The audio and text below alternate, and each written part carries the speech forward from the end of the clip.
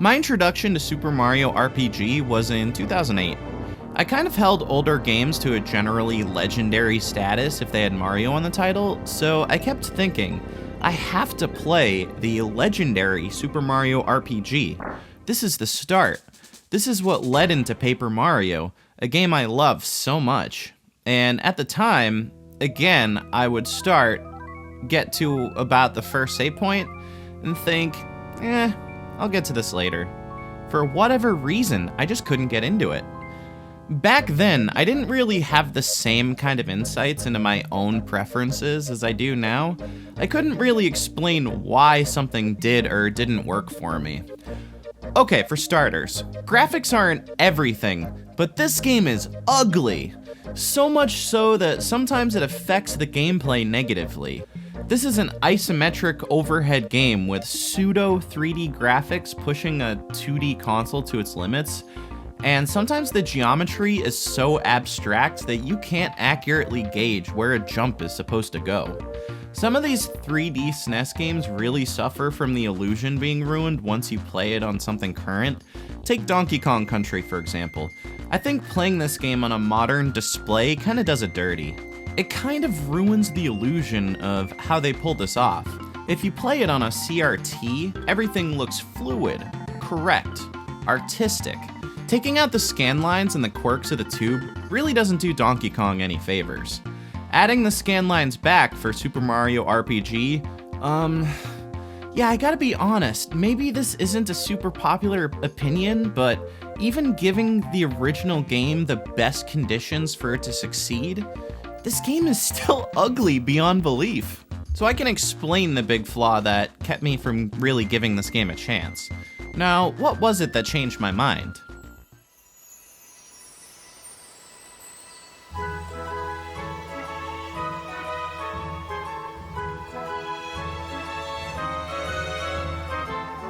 Okay, so that's one thing, but I haven't really given myself a lot of time to really get a review going. Then I did a Google search. How many hours is Super Mario RPG? 12. Oh, fuck yeah, that's so short. I can straight up play and review both versions. Yeah, sure, I can push through a little bit of bad geometry and weird gameplay that I need to adjust to. It's just 12 hours. 12 freaking hours. I eat 12 hours for breakfast. I could play and beat this game in 2 days if I wanted. We got this by the scrotum, guys. Okay, so there's definitely some oddities to adjust to. For starters, when you go into battle, each move type corresponds to a button, and you not only use the button to open up the move list, you use the button to execute the move.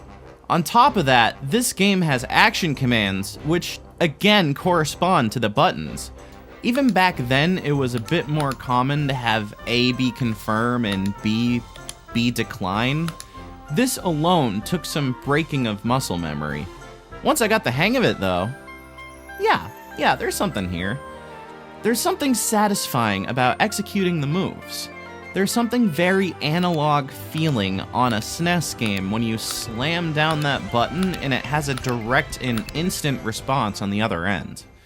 Only problem comes again with the abstract graphics, where it's not always super clear when you're supposed to hit the button to time an attack until you've gone through some trial and error. As the game goes on though, and as you get used to these, the game almost puts you in kind of a trance. The unfolding of the story, the running around and platforming, pounding these buttons as you perform these actions. While you can almost feel some of the connective tissue in the floor plan of this game versus the subsequent game, Paper Mario, you can definitely feel some huge differences since it was made by a completely different company. One thing connecting every single Paper Mario game to come out is its charm and its heart. Even the worst Paper Mario games show signs of this somewhere in there. A core part of its personality. This game, while not made by Intelligent Systems, does have a personality. It's a little different though. This game being made by Square Enix, also known for the Final Fantasy games, kinda treats this game like a crossover, applying the kind of storytelling they like to go for with Nintendo characters, but also throwing in some silly and funny moments as well. Believe me, I was on the floor when this happened.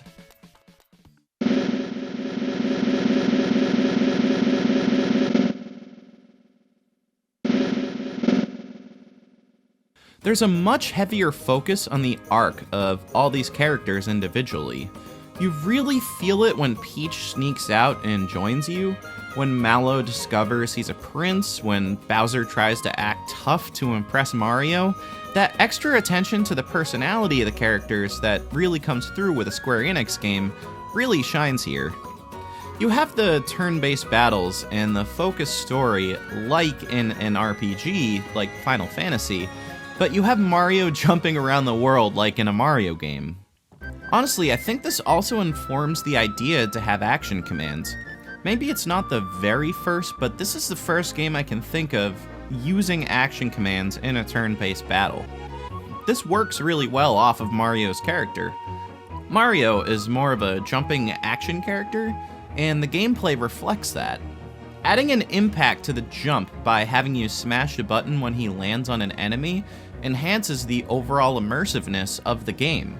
It's something the first two Paper Mario games would improve and build on, but this game serves as the origin point for the idea. Mario in an RPG. It just fits that the battles would be more engaging, even though they're turn-based. The ideas are all here, but I think this is where Square Enix kind of falls short. They really specialize in RPGs, so when they try to work other gameplay elements, platforming, exploration, not that it's horrible or anything, but it's not executed as well as Intelligent Systems' take on it in terms of integrating all these ingredients, where movement on the overworld side of it ended up feeling a lot more natural. All over the game are platforming challenges and puzzles you'd never see in a typical RPG. While I do think variety helps to keep a game fresh, take a game like Origami King, for example, throwing literally every idea under the sun at you. In this ugly, isometric, clunky format, the execution isn't always necessarily here. It's never downright bad or pitiful, but it certainly feels more experimental at times. That said, some very fun moments are achieved through this. Take this game of hide and seek where the bad guys are trying to find a Mario doll and you have to run around avoiding them opening the curtain on you.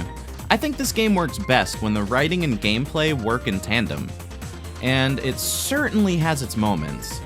It takes Mario and his friends and uses the gameplay elements that are somewhat out-of-the-box ideas for an RPG to really immerse you in the story, which is the part Square Enix already excels in. So, Mario RPG in general is a pretty good classic, but falls short in some areas and has definitely aged in some ways that make it feel less than approachable. So isn't it fucking cool that we have a full-blown remake? Gun is the ugly and confusing mudbath of paint look, and in is, while maybe a little less artistic, much more visual, legible look that really helps fix the visibility issue. I'm not personally a fan of isometric angle games to begin with, but this is such an improvement and overall makes the world way more playable. There were instances in the game where I got a little lost in the story and wasn't sure where to go or what to do. There are now flag markers that make things more clear. I know that I've criticized this sort of thing in the past, but when you have a Mario 3 style overworld map connecting all the locations, the conveniences of being nudged in the right directions in ways that are unintrusive to the gameplay are much appreciated. You can now swap out partners mid-battle, giving a Pokemon-like element to the new encounters. My favorite new ability in these games are the special moves, reminiscent of the kind of thing you see in Persona 5. This puts a nice stamp on the game feel of the battles that makes it much more immersive and enjoyable to play. They update the control style to give it a much more modern feel, but you are allowed to put back on the classic controls if that's what you're used to. Same goes for the music. You can choose between the newer orchestral versions of the soundtrack, or you can go back to the classic SNES sounds. The option of choice is a really nice touch since this game adds a lot of improvements, and often having two games operate differently makes it hard for some people to pick one or the other. Personally, if I had to pick though, this is one of those instances where I'm 100% behind the remake. I believe this is the definitive way to play. So despite being a short game, you actually do get the feel of a much bigger adventure. While this game clocks in at a simple 12 hours, we have numerous locations and scenarios to play through. You get the scaling of things feeling bigger and more important as the game goes on, and most importantly, the final fight, spoilers, final boss, feeling massive as ever. At the end of the game, you really feel like you've accomplished the full cycle of a well-made RPG. In conclusion, Super Mario RPG is a classic with some flaws, and the new game, to a great degree, has ironed out those wrinkles. If you want a short and sweet experience that will absolutely give that RPG craving a fill, I absolutely recommend this game.